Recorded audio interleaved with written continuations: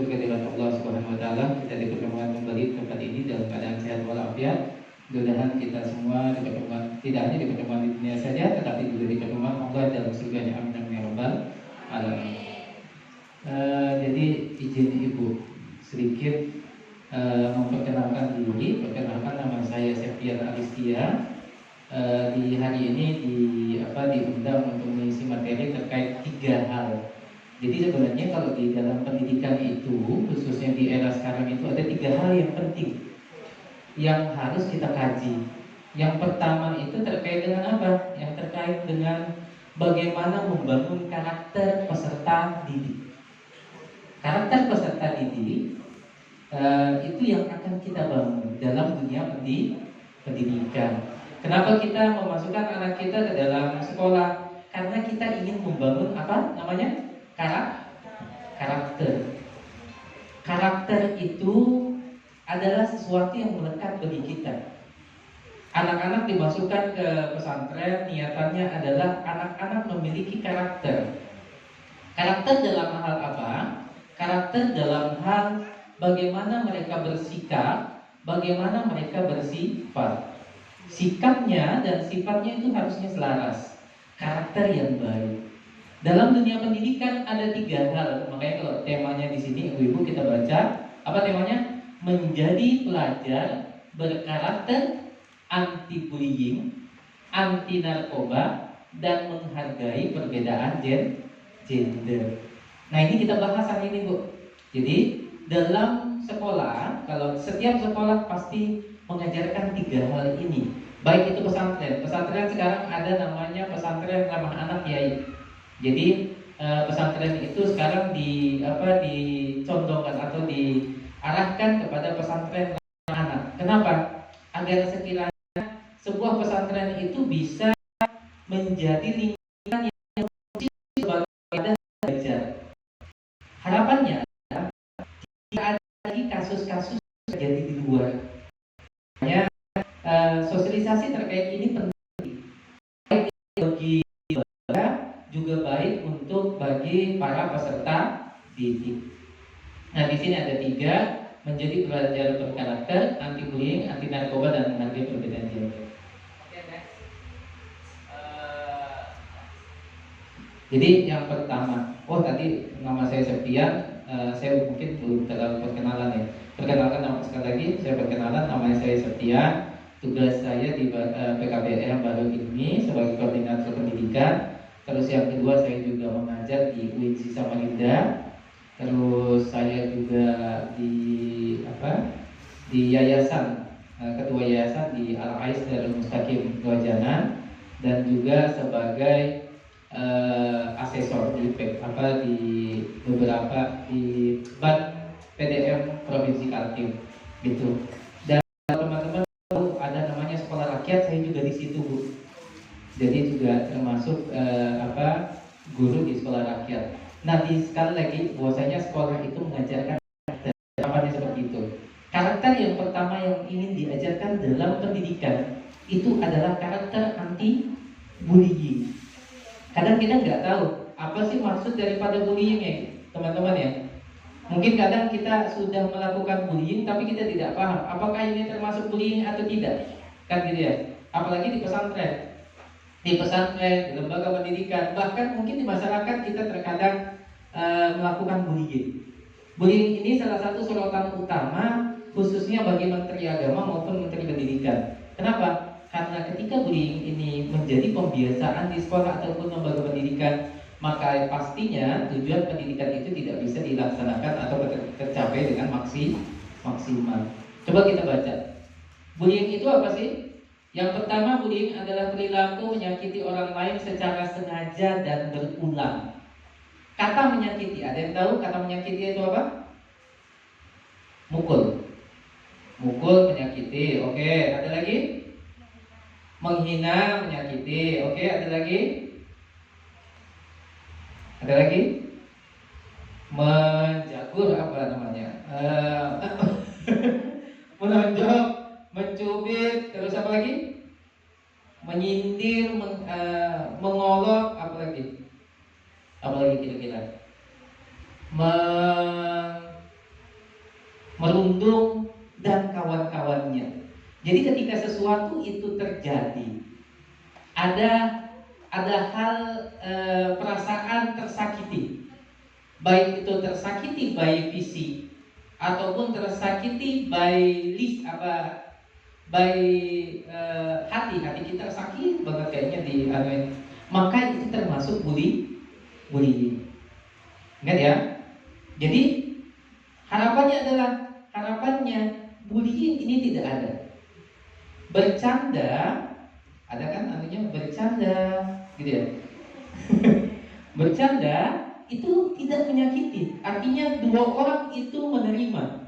Tetapi ketika ada satu atau dua orang yang tidak menerima atau tersakiti hatinya atau tersakiti fisiknya, maka ini sudah masuk ke dalam ranah apa? Bullying. Jadi nanti kalau teman-teman itu merasa ada yang tersakiti fisik ataupun hatinya, maka jangan segan-segan untuk melapor atau menyampaikan kepada ustazahnya atau payainya atau uminya. Agar sekiranya apa? Agar sekiranya hal-hal yang seperti ini tidak terulang. Yang kedua, bullying itu dapat dilakukan secara fisik. Jadi fisik tadi mencubit, memukul. Verbal itu perkataan. Kalau bercandaan, kami dulu itu bercanda nyebut nama kita dengan nama orang tua. Contoh nama bapak saya itu Abdul Mukmin. Dipanggilnya apa? Bedu. Jadi kalau teman-teman panggil saya itu bedu. Tapi kan bercanda. Tapi terkadang ada hal yang melebihi daripada bercanda tadi itu. Ya kan gitu ya? Kadang kita nama mamanya atau bapaknya siapa dipanggilnya seperti itu. Dan terkadang kita itu menjadikan bercanda sebagai bahan kata-kata kasar sebagai bahan bercandaan. Itu tidak boleh. Gitu ya? Maka ketika ada yang seperti itu, maka segera melapor, sampaikan. Karena inilah bentuk tanggung jawab daripada pengelola pendidikan. Yang ketiga, maupun melalui media digital. Apa kalau bahasa sekarang itu netizen? Apa? Haters. Haters itu penyampaian speech penyampaian yang buruk. Kayak orang lagi mungkin lagi jalan tiba-tiba dengan bahasa yang kasar kita sampaikan di Facebook, di Instagram. Maka penting Ibu, kenapa di pesantren itu tidak diperbolehkan HP? Jadi salah satu kenapa di pesantren tidak diperbolehkan HP adalah agar sekiranya bukan hanya perilakunya ataupun lisannya terjaga, tapi jarinya pun terjaga dari apa? Bullying. Jadi bullying itu tidak hanya dari lidah saja, tetapi juga dari jari, jempol. Jadi kalau ada bahasa lidah lebih tajam dari pisau, sekarang jempol lebih tajam dari pisau. Kenapa? Karena bullying bisa terjadi di mana? Bisa terjadi di media digital. Paham ya? Jadi kalau teman-teman liburan, usahakan kalau melihatin yang aneh-aneh jangan pakai jempolnya untuk menghujat. Ya, kebiasaan kita itu jempolnya. Tapi ini bukan hanya untuk adik-adiknya, tapi juga kepada emak-emaknya juga harus diperhatikan. Kenapa? Kalau emaknya tidak bisa menjaga diri, bagaimana anaknya bisa menjaga diri dalam hal bullying? Paham ya? Oke. Yang ketiga, bullying itu pasti berdampak buruk, teman-teman. Jadi bullying itu pasti berdampak buruk. Buruknya kemana? Tadi ketika kita tersakiti ya pasti dampaknya mungkin ada memar-memar. Tapi yang paling sakit itu ketika bullying itu sudah sampai ke hati. Kata anak-anak sekarang sakit banget Pak. Gitu ya? Sakit. Kenapa sakit? Hati saya tersakiti Pak. Kenapa? Karena cercaan, hinaan yang sebenarnya tidak perlu disampaikan Bapak. Paham ya? Maka teman-teman sekali lagi, ketika bullying ini terjadi kepada kita, segera melapor. Maka di sini apa bahasanya ini? Anti bullying. Jadi pesantren itu wajib anti bullying. Ya Pak Yai? Ya, tidak boleh ada olok-olok, tidak boleh ada saling menyakiti di pesantren. Nah, selanjutnya adalah jenis-jenis bullying. Nah, ini yang tadi saya sampaikan. Jadi ada berapa itu jenis bullying? Ada 4. Yang pertama bullying fisik. Tadi apa kata? Bullying fisik apa tadi? Memukul, menendang, mendorong, dan kawan-kawannya. Paham ya? Bullying verbal, mengejek, menghina, memberi julukan buruk. Namanya Budi misalkan, dipanggil acong atau dipanggil apa gitu. Kadang gitu kan, karena kita suka ngomong apa ya, karena merasa gampang, terlalu gampang. Jadi kadang kita memberikan julukan buruk. Namanya misalkan Nur Jannah, cahaya surga, tapi dipanggilnya Inul. Aduh, jauhnya kan, padahal bagusnya Nur Jannah tapi dipanggilnya Inul. Ini kadang ini yang menjadi bentuk bullying. Selanjutnya bullying sosial, itu mengucilkan teman. Kadang mohon maaf di pesantren itu ada suka mengelompok-kelompokkan kayak ada yang suka kelompok. Oh, si A berkawan dengan ini, tidak mau berkawan dengan ini. Di pesantren tidak boleh. Paham ya? Karena kalau sudah ada pengelompokan seperti itu namanya apa? Bullying sosial. Ada yang suka menyebarkan gosip. Wah, kawan padahal baru kebetulan saja mungkin keluar apa disuruh keluar pondok langsung diceritain si A ketemu si B, si C dan si C, D. Kadang makanya saya bilang kalau uang dititipin itu biasanya berkurang. Betul ya? Betul. Kalau uang dititipin berkurang. Tapi omongan dititipin pasti bertambah. Makanya ini bahaya ini. Namanya bullying sosial. Adapun bullying sosial, ini bukan bullying sosial, mohon maaf ada kesalahan. Bullying media sosial, bullying cyber. Bullying cyber itu seperti menghina melalui media sosial. Tadi apa namanya? Haters, menyebarkan foto atau video tanpa izin. Jadi kok teman-teman nyebarin foto saya termasuk bullying atau tidak? Maksudnya di sini bullying ketika foto saya udah bagus kayak gini ditempelin foto monyet atau apa, itu namanya bullying. Paham ya? Tapi kalau foto saya kalau bisa foto orang lain izin sebelum menyebarkan karena nanti bisa kena undang-undang ITE. Oke, lanjut. Cara mencegah bullying teman-teman. Yang pertama cara mencegah bullying ada yang bisa bacakan. Yang pertama cara mencegah bullying apa? Menghargai teman. Jadi sama-sama teman itu wajib saling menghargai. Apakah ini hanya untuk santri-santri saja? Tidak, orang tuanya juga gitu. Kalau berkawan, jangan berkawannya hanya ketika beli sayur. Ngobrolnya ketika beli sayur aja, karena beli sayur kan biasanya mendompi itu. Saya Pak Ustadz sering silaturahminya kapan? Ketika beli sayur. Itu silaturahmi plusnya gibah. Tapi alhamdulillah ada niatan silaturahminya sudah. Jadi harus saling menghargai teman-teman ya. Jadi saling menghargai. Setiap orang punya kelebihan dan punya kekurangan. Tidak semua orang itu pasti lebih terus. Ada mungkin ganteng, tapi mungkin orangnya tidak pintar-pintar banget.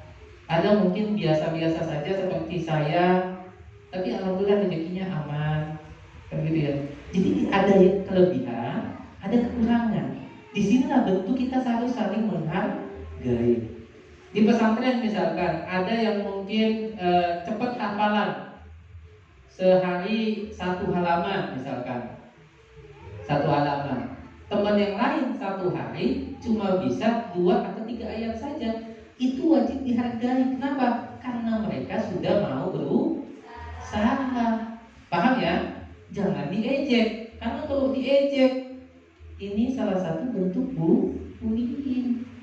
Itu tidak menghargai karena tadi mungkin dia lambat dalam menghafal, kita rajin dalam lainnya. Ini yang penting ya teman-teman ya. Yang kedua, berani berkata tidak pada bullying. Ketika ada orang lain mengejek, say no to bullying. Katakan tidak pada bullying. Anda mengejek saya, mohon maaf harus saya sampaikan kepada Pak Yai, kepada Umi, kepada ustadznya. Paham ya? Kalau merasa tersakiti, katakan, sampaikan agar sekiranya hal tersebut tidak terulang. Pak, nanti kalau saya ngadu-ngadu dibilang apa ya bahasanya itu cepu. Nanti dibilang cepu, Pak. Tidak. Karena kita sayang dengan kawan kita tidak ingin dilihat menjadi salah terus, maka dengan salah satu tahapan tersebut tadi menyampaikan kepada orang tua, menyampaikan kalau bisa ke ustadznya, orang tua jangan ke ustadznya, karena apa? Orang tua yang ada di pesantren itu adalah ustadz-ustadzah. Maka ketika menyampaikan kepada ustadz-ustadzahnya, ustadz-ustadzahnya menegur, maka itu bentuk rasa sayang kita. Kenapa? Karena kita tidak mau teman kita itu mengulangi kesalahan yang sama. Kecuali kalau teman-teman tidak sayang dengan temannya, maka tidak perlu ngadu, ya Pak.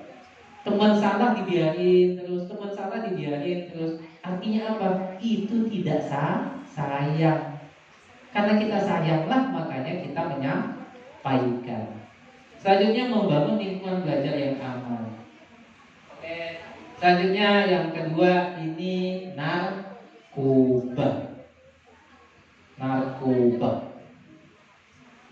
Apa itu narkoba?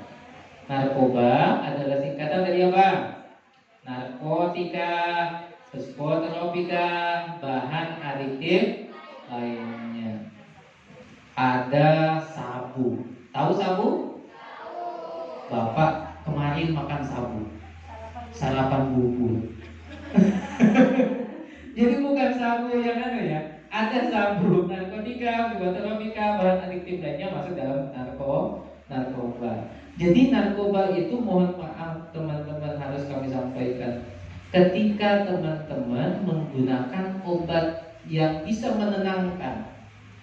Kalau bahasa orang itu namanya ngefly. Ngefly itu, kalau ngefly kan bahasanya apa terbangnya? Ngefly, melayang, itu narkoba. Jadi dalam pesantren ini dilarang, ya Pak Yai, tidak boleh.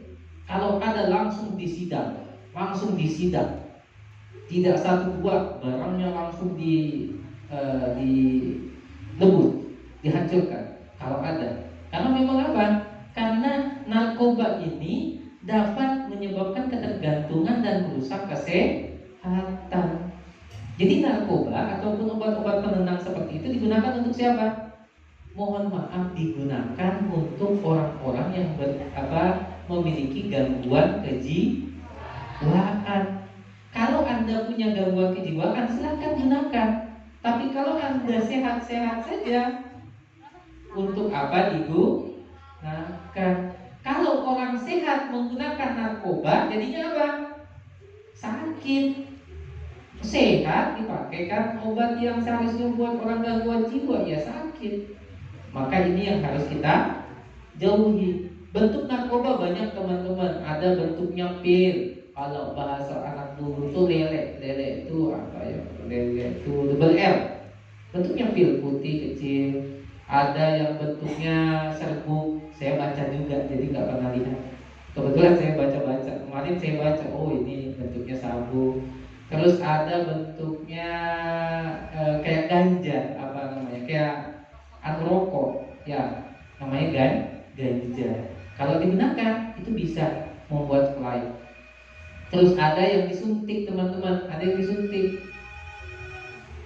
Ini suntik aja, ibu-ibunya suntik KB aja takutan, apalagi pakai narkoba ya, jauhkan banget. Pokoknya jangan sampai. Mudah-mudahan anak-anak kita dijauhkan daripada segala jenis hal-hal yang seperti ini. Amin. Ibu-ibu, jadi narkoba itu seperti itu. Selanjutnya bahaya narkoba. Nah, ini ada 3 nih bahaya narkoba yang saya sampaikan. 1, bahaya narkoba bagi kesehatan. Apa? Kerusakan otak. Orang sehat pakai narkoba ya rusak. Orang yang tidak sehat menggunakan narkoba itu wajar. Kenapa? Sebagai penenang. Orang gila yang sering ngamuk, maka dipakaikan narkoba, ya. Karena memang itu obatnya.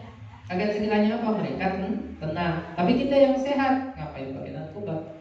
Yang kedua gangguan jantung. Yang ketiga kecanduan. Kecanduan apa? Ini membahayakan ibu-ibu.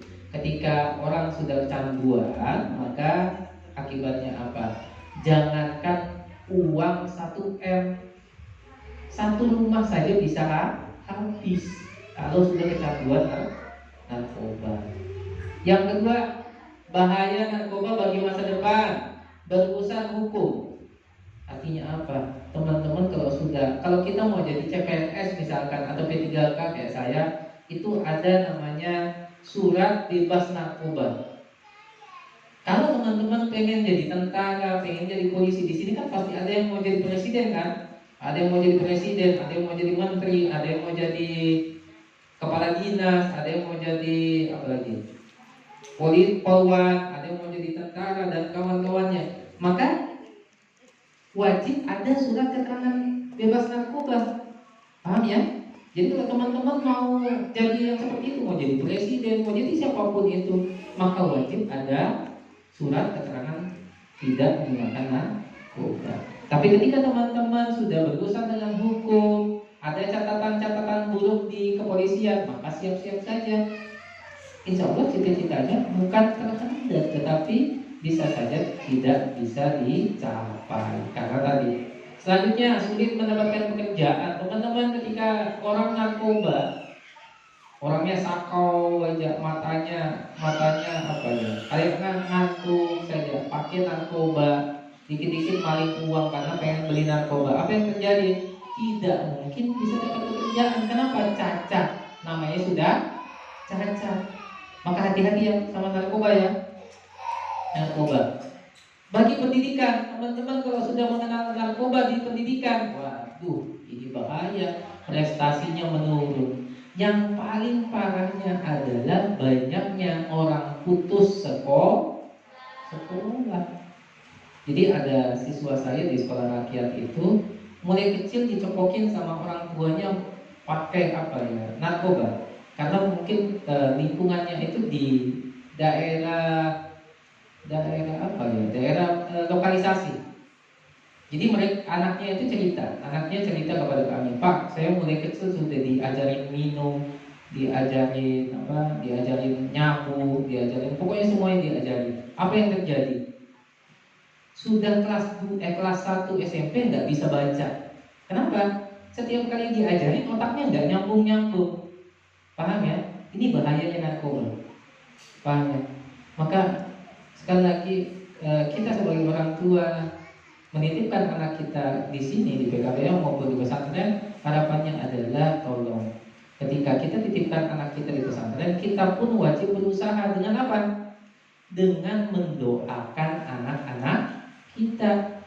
Ustaz, Pak Yai, ustazahnya sudah mengusahakan yang terbaik bagi anak-anaknya, maka kita sebagai orang tua mendoakan. Santri-santri wajib belajar dengan baik. Kalau ada yang misalkan, coba-coba Pak, ini obatnya mau enggak? Jangan. Say no to drugs, gitu ya. Selanjutnya, cara menolak narkoba, memilih pergaulan yang baik. Kenapa kita memasukkan anak kita ke pesantren? Karena pesantren bisa dikatakan salah satu lembaga ataupun salah satu tempat yang cukup baik. Paham ya? Di pesantren itu lingkungannya baik. Ada tidak Pak Yainya pakai celana pendek? Tidak.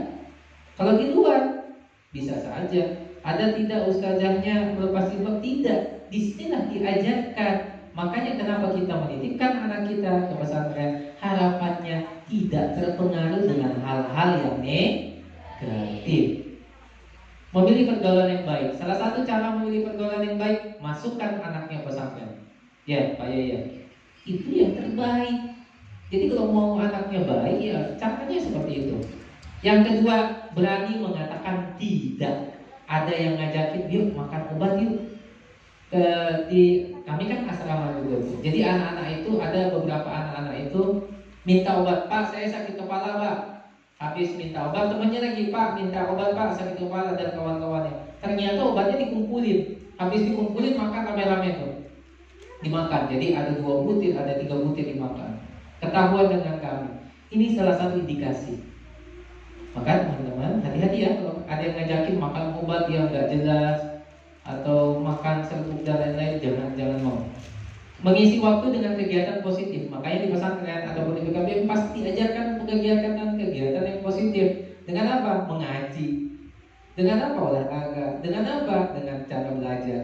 Ini yang positif Ibu. Makanya sekali lagi, besar harapan kita ketika anak kita dititipkan di pesantren, kita pun wajib mendoakan. Ustaz-ustazahnya, Pak Yainya sudah mengusahakan yang terbaik bagi anak kita.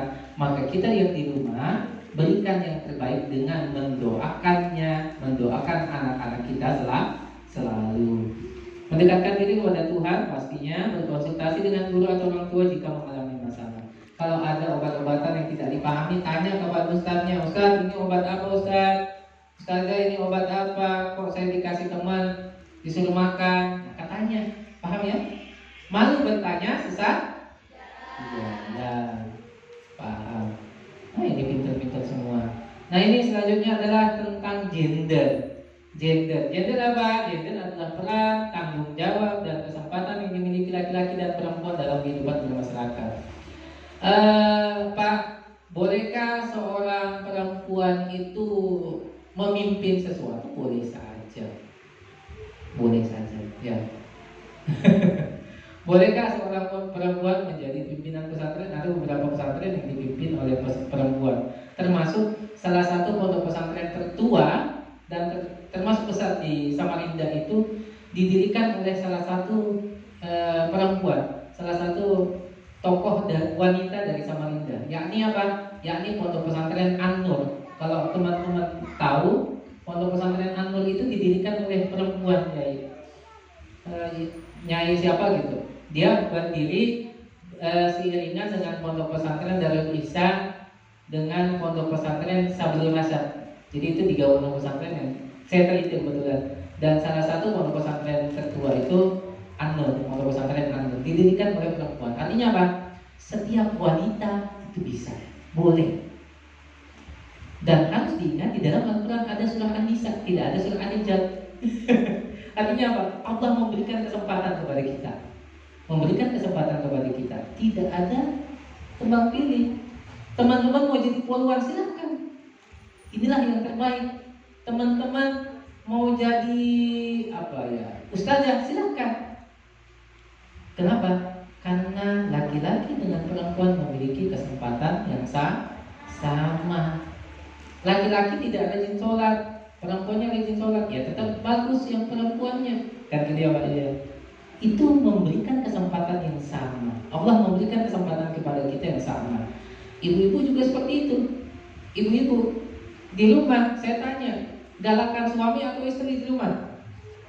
Kalau di sini pasti ngomongnya suami, karena istri-istri maunya dibilang baik semua ya Pak ya. Tapi kalau harus diakuin, di rumah biasanya pemimpin bayangan bahasanya. Pemimpin bayangannya itu ibu-ibu. Gitu ya. Kenapa? Karena ibu-ibu itu memiliki memiliki jiwa kepemimpinan yang terkadang memang ibu-ibu ini mengalah kepada suami. Padahal kalau misalkan duit saja, kalau disuruh pegang suami, disuruh pegang duit, nggak paham. Tapi kalau istri duit 100.000 sehari bisa dapat A, B, C, D. Tapi kalau laki-laki kayaknya 100.000 dapatnya berapa biji aja.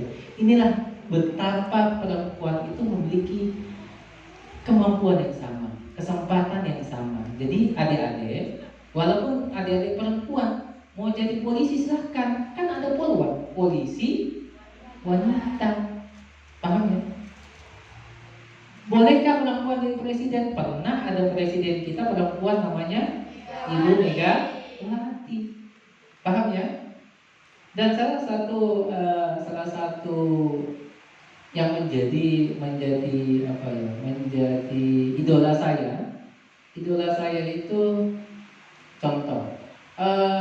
Sayyidah Khadijah misalkan, istri Rasulullah itu bahkan pada masanya sebagai wanita kaya. Kalau tidak salah 2/3 atau berapa itu harta yang ada di kota Mekah adalah milik daripada Khadijah. Artinya apa? Wanita saja bisa kaya, dipersilahkan, diberikan kesempatan. Tetapi ada hal-hal yang memang harus diberikan kepada laki-laki. Tetapi kesempatan untuk memilih, kesempatan untuk menjadi 1, 2, 3 dan lainnya itu dipersilahkan dalam Islam. Paham ya? Boleh. Kecuali kalau mimpin sholat, kalau ada laki-laki tetap laki-laki yang menjadi pemimpin. Kalau tidak ada laki-laki ya perempuan jadi pemimpin. Jadi ada batasan-batasan tertentu, tetapi tidak membatasi ataupun tidak mengekang wanita dalam menentukan pilihannya. Jadi ya, setiap orang memiliki hak sama untuk belajar, berkembang dan meraih cita-cita. Apakah kita perempuan boleh bercita-cita jadi presiden? Silahkan. Bolehkah wanita bercita-cita sebagai anggota DPR? Silahkan. Bolehkah wanita bercita-cita menjadi pilot ataukah menjadi dosen? Teman-teman saya banyak dosen dari perempuan, bahkan mungkin lebih cerdas daripada yang laki-laki. Karena apa? Karena yang perempuannya rajin baca, mungkin ya gitu ya. Nah, kesetaraan gender dalam lingkungan belajar yang pertama memilih pergaulan yang baik, berani mengatakan tidak, mengisi waktu dengan kegiatan positif, mendekatkan diri pada Tuhan, konsultasi dengan guru atau teman. Ini kayaknya saya belum ganti deh. Aduh, ini mohon maaf, bikinnya tadi pagi Bu, jadi agak ada beberapa hal yang belum saya ganti, tapi apa nanti saya kirimkan yang baru.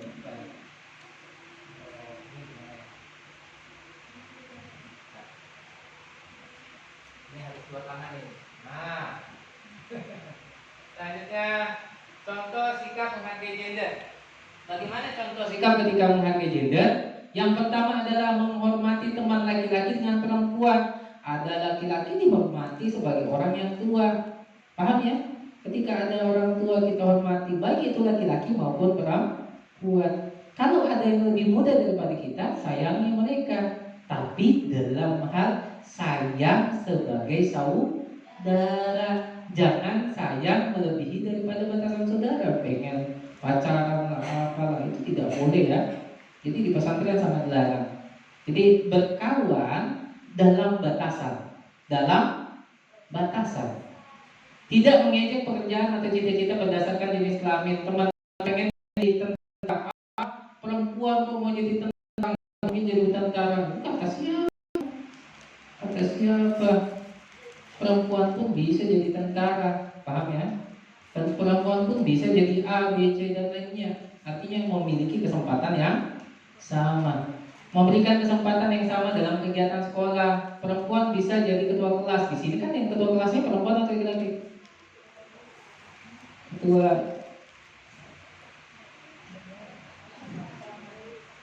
Hah? Ketua asramanya atau ketua kamarnya? Perempuan atau laki-laki? Perempuan kan? Artinya memiliki kesempatan yang sama. Menghargai kemampuan setiap individu.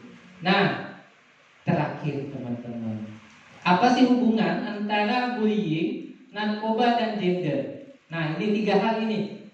Yang pertama hubungannya lingkungan belajar yang baik adalah lingkungan yang bebas dari bullying. Dikatakan tadi bagaimana kita mau menanamkan karakter kalau dalam lingkungan sekolahnya ada tindak laku bullying tadi. Tidak boleh mengejek ya. Tidak boleh mengejek, tidak boleh menghina. Lingkungan sekolah yang baik itu bebas dari narkoba. Lingkungan yang baik adalah lingkungan yang menghargai perbedaan gender, menjunjung tinggi toleransi dan persaudaraan. Kita masuk di sini sebagai saudara, maka menjunjung persaudaraan itu penting. Jangan sekali lagi, jangan ada pengelompokan. Oh, si A orangnya dari Lojanan, saya orangnya dari Samarinda, nggak mau berkawan orang Lojanan karena beda lokasi, beda daerah. Tidak boleh. Oh, si A dia orangnya judes, kalau ngomong kasar, nggak mau berteman sama itu. Ya semuanya ditemani. Cuma kita harus Niatkan ngomong tidak boleh kasar. Takutnya nanti tidak ada yang mau berkawan dan kawan-kawannya. Itu saling mengingatkan. Maka komitmen peserta didik. Boleh ada satu orang yang memimpin membaca komitmen peserta didik. Coba ada yang mana? Nanti yang lain ikuti ya. Boleh minta tolong bacakan. Nah, ini komitmen bersama kita. Coba satu. Saya berjanji. Saya berjanji Semuanya? tidak melakukan bullying, menolak segala bentuk narkoba, Ya. menghargai perbedaan gender, menjadi pelajar yang berakhlak dan berprestasi. Aplaus.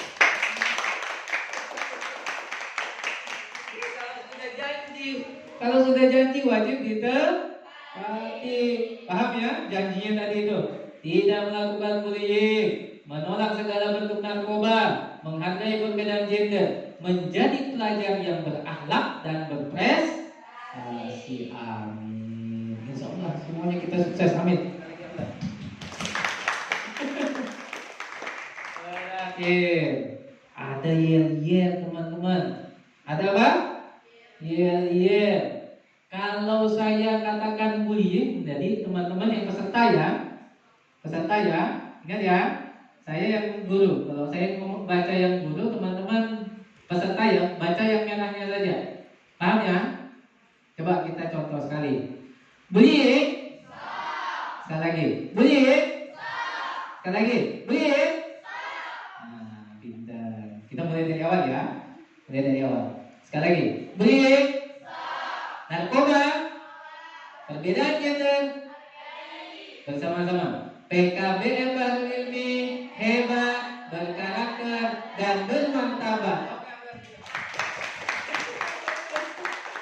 Oke, terakhir ada pantun teman-teman dari saya. Ini terakhir, makanya ada pantun. Biasanya kalau pantunnya di awal, kalau saya biasanya pantunnya di akhir. Bilang cakep ya? Cakep ya? Jalan-jalan ke kota Samarinda. Singgah sebentar membeli ketupat. Jauhi narkoba sejak usia muda. Cakep. Agar masa depan menjadi hebat.